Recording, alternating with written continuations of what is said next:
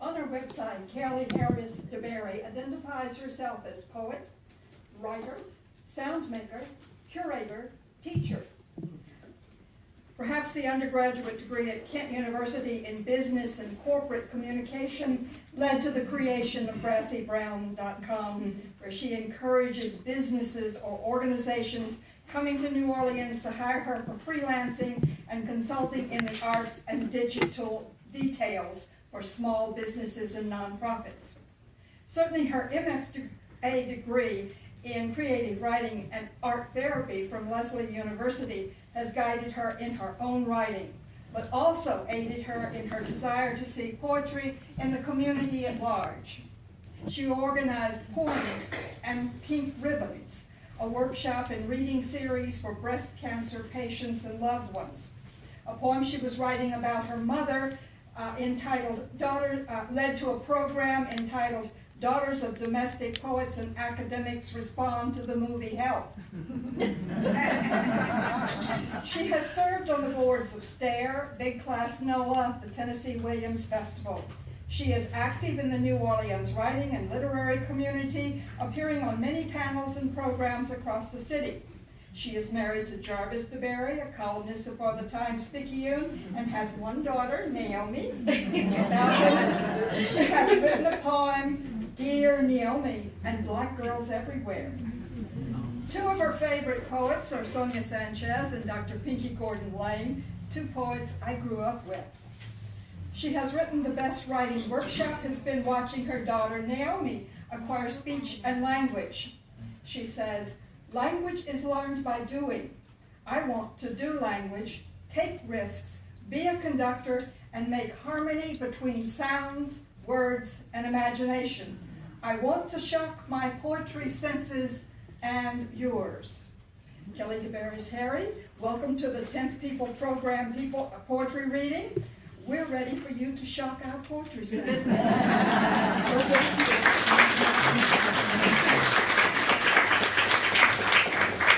I don't know who that person was, but she sounds pretty good.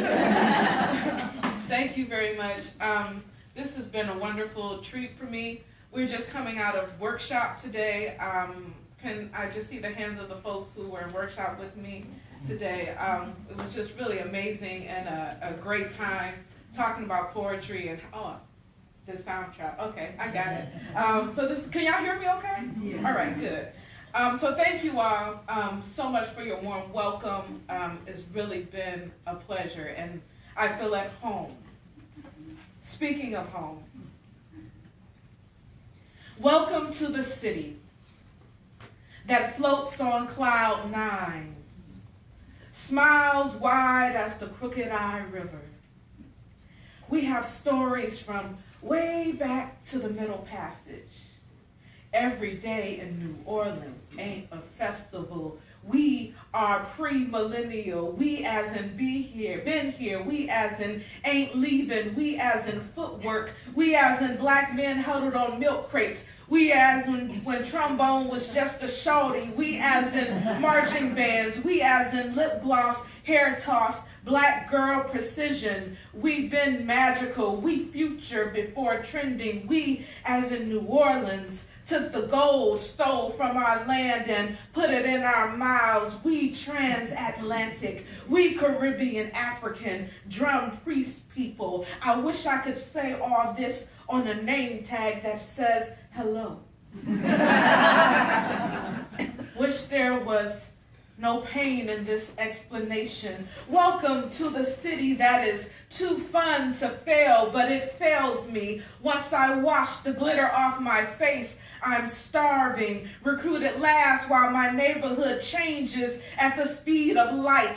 I feel the light of police sirens on my back while taking out trash. Welcome to the city where I wish I could fill potholes with poems, Maybe this is just a speed bump or depression. Maybe this aren't gonna have to wait while I get a job. Welcome to the choices in my head. Be free or die trying. Welcome to my reality where I do what I gotta do to do what I love. I do what I gotta do to do what I love. And that is exhausting. Welcome to the city that wears me out and keeps me wishful. What does your welcome mat say?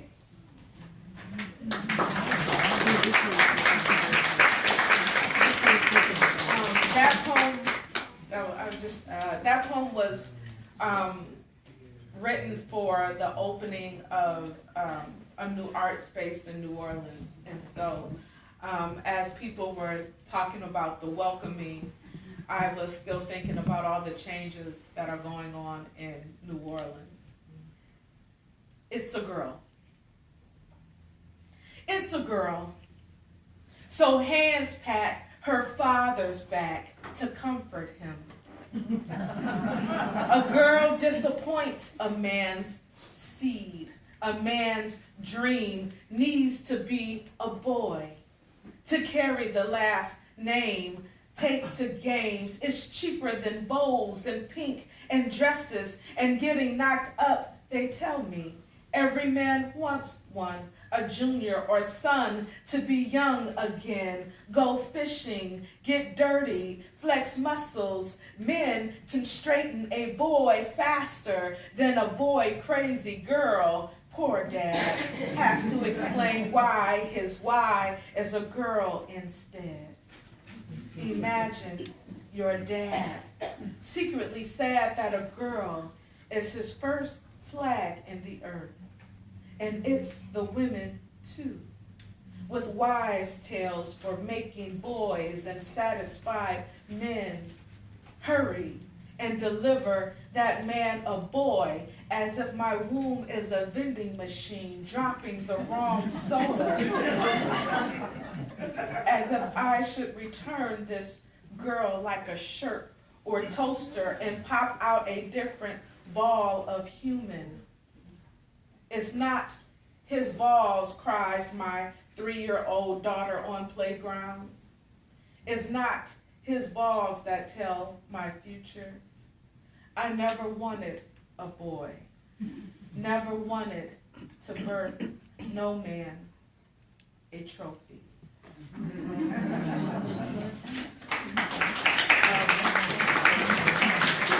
Let me say that my husband was excited to have a girl, so that people don't think that that he was upset about it. But it was funny that when I was pregnant, people would always come up to us and say, "What are you having?" And we would say a girl, and they would automatically say, "Oh," they would like start rubbing us back and everything, like, you know, giving him sympathy, and he was like, "I'm okay," you know. Miscarriage. The dot was death. Did not know the dot was death. Did not feel the dying coming. Did not know I was having a funeral between my legs. Did not know this blood came to kill. Did not know death could be so quiet. Did not know a baby was dying. Did not know the baby was living. Did not know the baby was mine. Did not know how to say dead. Did not know how to weep and walk back into life empty.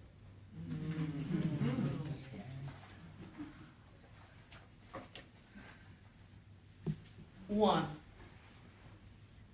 When they ask why I only have one child, I tell them God is stingy. I put blame in the sky big enough to never find answers. Don't want to know why I bleed and keep living, or how dead children become angels. I was once a cathedral of faith, believing ants could carry a body over a hill. What are the chances now? I weep at everything I look in the eye. My grave grows deeper in the earth. My hands raise nothing to my mouth. I've been eaten alive. I'm going through the hard ones first. So I should say that my manuscript has been accepted.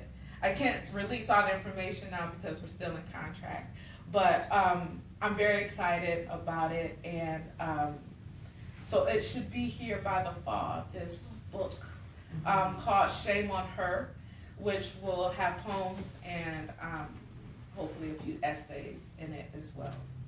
So look for that. Miss Pat has said that, I think she has a list, that if you want to be on the list for when the book is released, so you can get the information and know where to come and hear a reading, you can do that.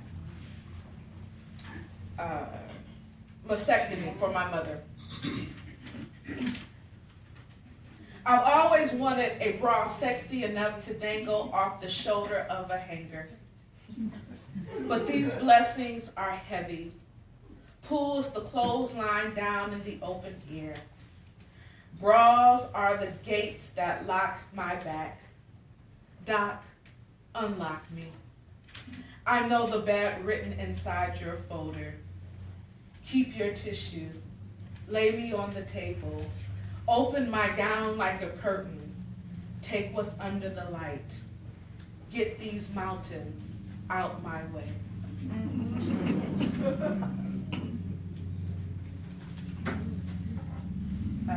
After school for Naomi.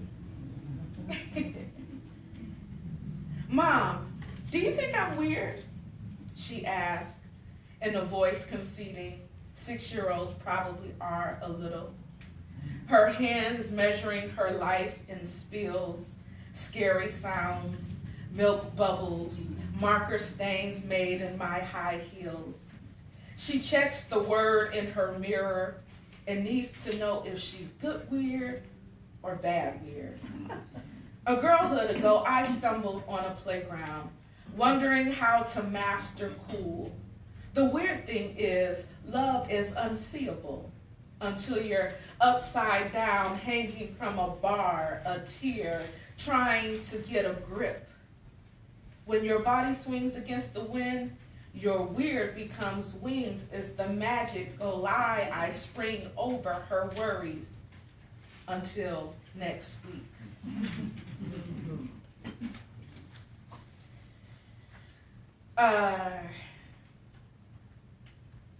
So I've never met Salitha Nagin or Ray Nagin personally, but I remember looking up at the television during the trial and thinking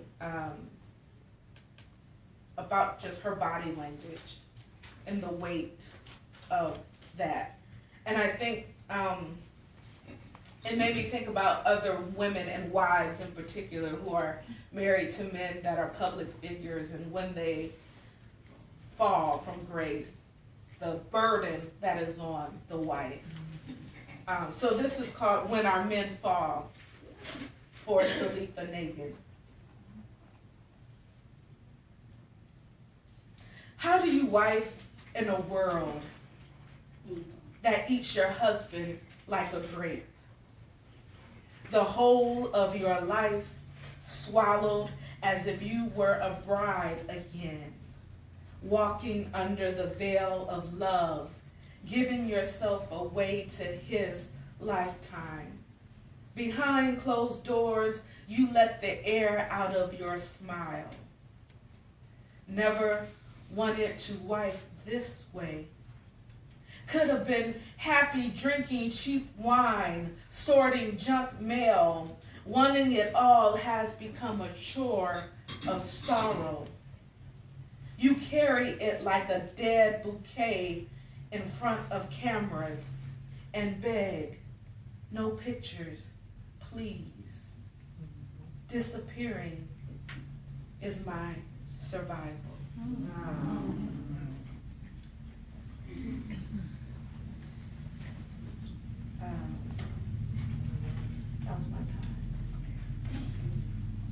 So, indulge me for a minute to tell this story. I'm going to do a little sound thing in a minute. So one day I'm driving home and I'm pulling into my driveway, and there's a woman with her dog taking selfies in my yard. And I'm driving her, I'm like, what? And like she's with her dog and all of that.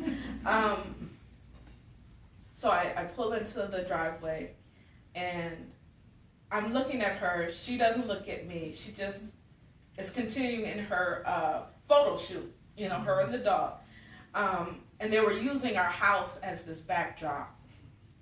We had a lemon tree and a lime tree, and at that time it was like Mardi Gras season, and Naomi had put some beads on the the rails of the stairs. And so I'm looking at this woman in my yard who's not looking at me, and she's just having the time of her life in my yard taking pictures. And so I turn off the ignition, like, okay, that will surely make her leave. And no, she kept sitting there with her dog.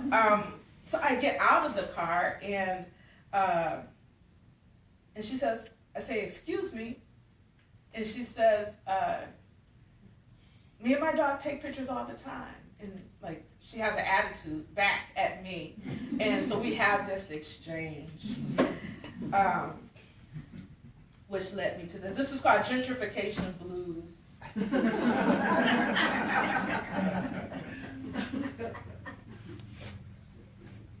They don't ask, they don't knock, they drive down your block to see what you got. They measure your grass, they moving fast. By the time that you look, it's already took. They don't ask, they don't knock, they drive down your block to see what you got. Erase what you had, make it brand new, upscale all the food, appropriate you, sell all the schools, cheat on the scores, blame all the kids, corporate biz. They don't ask, they don't knock, they drive down your block to see what you got.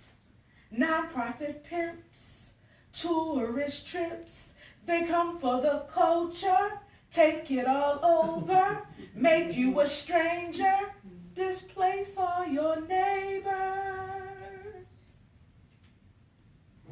They don't ask, they don't knock, they drive down your block to see what you got. By the time that you look, it's already took. They call it organic, say it's for good. Hide the oppression, then call it progression. Savior complex, inner city checks. They don't ask, they don't knock, they drive down your block to see what you got.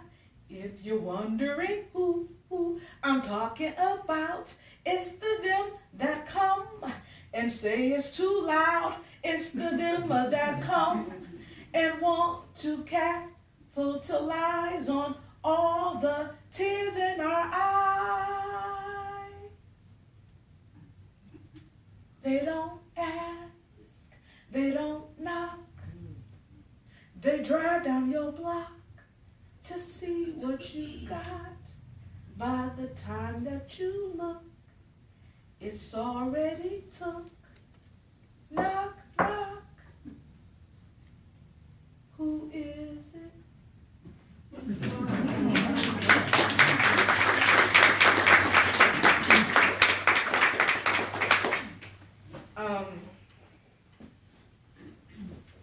Yeah, it's, I was talking to some people the other day that folks were saying it's getting really harder to afford New Orleans.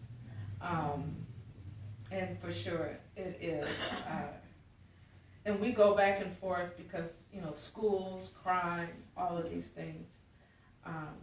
But we love New Orleans, and hopefully New Orleans can maintain all the things that makes it New Orleans, and that folks like you and I can afford to stay in the city. I know that there was just an issue on the ballot for funding for seniors, correct? And we went to go vote, and I think we were 37 and 38 of the day, and it was like 6 o'clock. So I don't know. So I was mentioning in the workshop that one of the essays I've been working on is about my mom, who growing up cleaned houses for white families to help make ends meet. And I was telling the folks in the class that the book that I'm writing, Shame on Her, is about kind of shame that is put on women as punishment, but also shame that we feel internally, right? So the book is kind of using a Black woman's lens to get at humanity in many different ways. But I remember growing up, and you have your school forms, and they have mother's occupation, and I remember just having so much anxiety about. I didn't know how to say my mother was cleaning houses, and doing hair and doing all sorts of things to make ends meet. So that being said, when the movie The Help came out, that really took me to a place. And I remember watching an interview, and this is where the poem comes from. The poem is called What Separates Us. And it's in the voice of Dimitri, who is where this book is based on. And the poem starts with a quote from that author. And she says, "The only time I ever saw Dimitri out of her white uniform was when she was in a casket." Catherine Stockett, author of The Help, to Katie Couric, March 2nd, 2010. So this is in the dialogue. I'm imagining Dimitri. I'm just trying to give her a voice in the world. What separates us? White folks got their own commandments. Even their children demand cold drinks by my first name. Feel like a nigga doll when they cry at me to play with their fingers and shadows. I touch whiteness as careful as a glass I hand dry. Sunrise, the only time I see God over me. I pin whites the clothesline in magnolia heat. I want a slice of slither of goodness for me. Carve myself new if I could. Imagine my mouth, free, sitting at noon teas, pouring Negro rage into porcelain cups, clinking with the company. Oh, how I wish you a toilet in the colored section. I'd wipe obedience from my lips with your dinner napkins. Yes, ma'am, I can teach you how to smile and hold your nose before entering a room. I was dead the moment I needed permission to speak. When death comes, don't say I was like family and start trying to pull splinters out of time. You white folks sure don't want us telling God on you. If it were up to you, I'd be sleeping in the last row of heaven. If you could wish me back, your feet still be in front of mine. Law would still be your best friend. Pay still overdue. Worry still set my table. Beauty still be white only. And I'd still only have one good dress.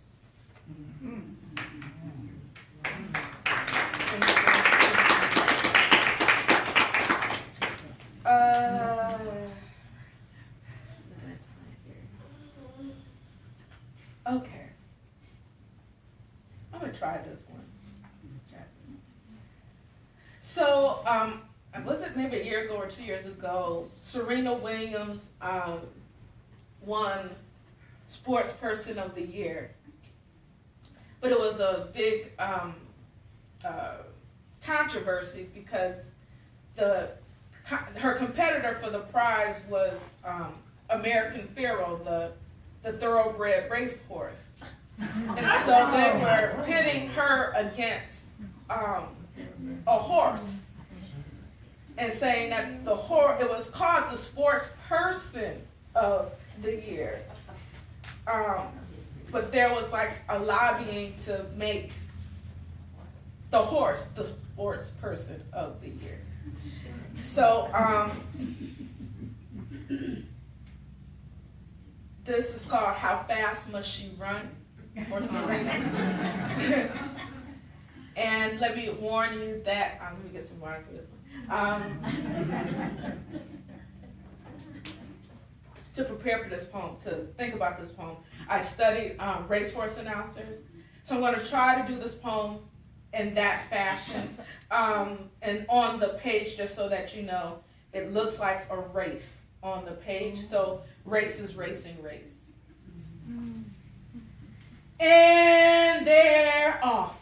America ahead, Serena on the outside, American Pharoah, a horse of course, 4 feet versus 2, the grandstand sips bourbon in seersuckers and straw hats, fanning the heat of Southern memory when it was only them, plantation, country club, always bet on the pleasure of breeding horses, slaves, slap skin into speed, watch cotton grow, pick a nigga, antebellum, ring, such an American pedigree, white man get free rides and chase black tail, Serena in neon, muscular and mouthy, grunting, normal, human, Compton, who taught her to keep pace with French tongues, crowd anticipates poor, unexpected black, Serena, more Egyptian than horse, Serena, still on the outside again, never crowned America, Pharaoh, giddy up, like police mounting black bodies on pavement, how fast must she run between history and manure, how fast must she run between net and noose, she is a she, hair and beads and abacus on her shoulders, counting the burden of winning, counting the danger of excellence, America's firm lead in the head, and it's a safe bet that all the race cars are checked, ready, cash in. What stallions America breaks them. It's a breakaway for America, in front, always ahead, animal life, always Serena, the speed of 1,000 feet of gold, closing, this is history, making black women less animal, the only way to be heard is to growl, slam, Serena, more than skins, distance away now, she's gaining, more distance to go, she's gaining, more distance to go, she's gaining, America, overlay, Serena, running with time, more distance to go, closing in, more distance to go, America, home, Serena, running.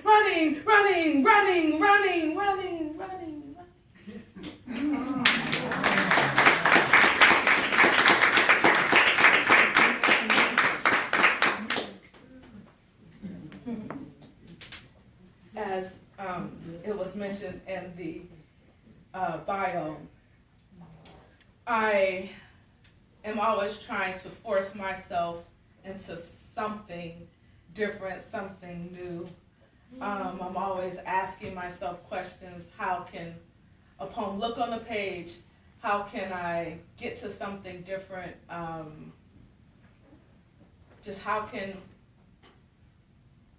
just trying to push myself. I don't know if it makes sense sometimes. I don't know if it's good. And I've kind of been released and delivered from the notion of like good. Each poem has its own place, its own time, it's, whatever. And so I'm just having fun on the page and in life and just trying to write good poems or different poems. My goal, my hope is that when you hear me, when you come see me, that you're like, I didn't expect that, or just something different that you will remember in my readings. So that's my hope. I talked about my mom a little bit. I'll do this poem. I'm still, I think, working on it, but trying to figure it out. So my mom lives in Ohio in a senior apartment complex where everybody is mobile and, They just are all there for, what's cheaper and, y'all know, a senior apartment complex. And so during the time of the re-election of the Obamas, she called me one day kind of really upset that some of her friends that she just hung out with and played bingo with and all of these things were suddenly saying things that were troubling. So this is called Michelle is Not a Man and Other Things My Mother Has to Explain at Age 65.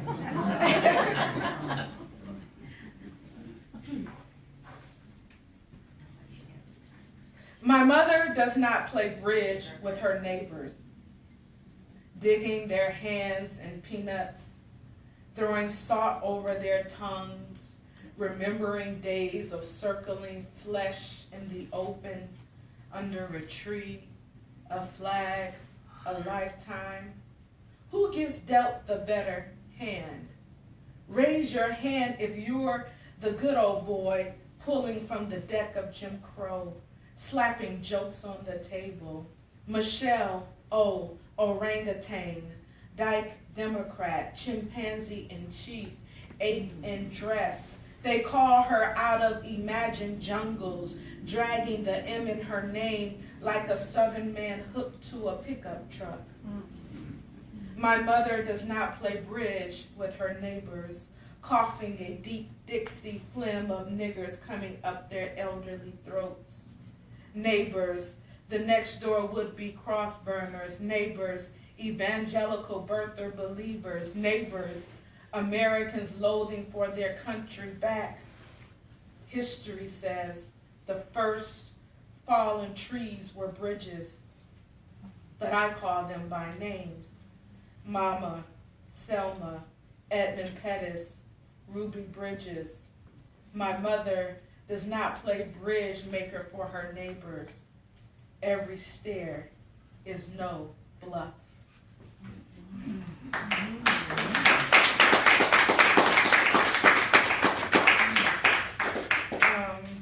My last poem, thank y'all for listening.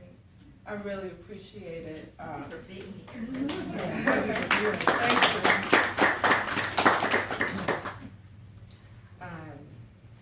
It's an honor to be asked.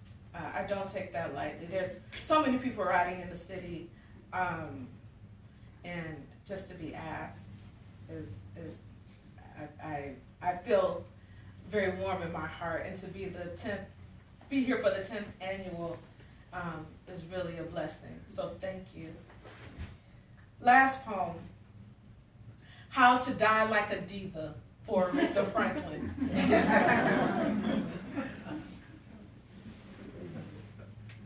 To be eternal, you gotta be extra. Gotta stretch death out around the corner. Feed the people your life.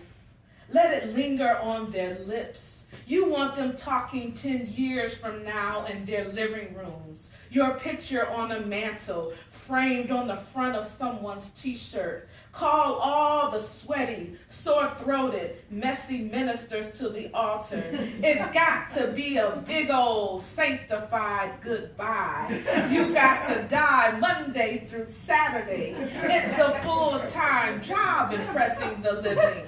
Need a brief so grand nobody can stop watching. Every channel, every headline needs a Riri, a lover of black rituals. Gotta keep it real and really long and out of order and over time. CP time. Going up yonder is sacred spectacle. Dying is mega church, mega hats, mega celebrities. You got to die with a megaphone so the spirit can hear you sing down Holy Ghost and fainting. Yes, must have a good faint. Ready for ushers to resurrect the weepers. Oh, baby, you gotta have church if you're gonna die. It's got to be planned and slightly petty. Gotta show them how to love the Lord and luxury. A diva has to die precisely. feet crossed, unbothered, got to wear the devil's favorite color to the white-only party. You only get one death, one Aretha, entering those pearly gates, tossing that fur, asking the angels, how do I look?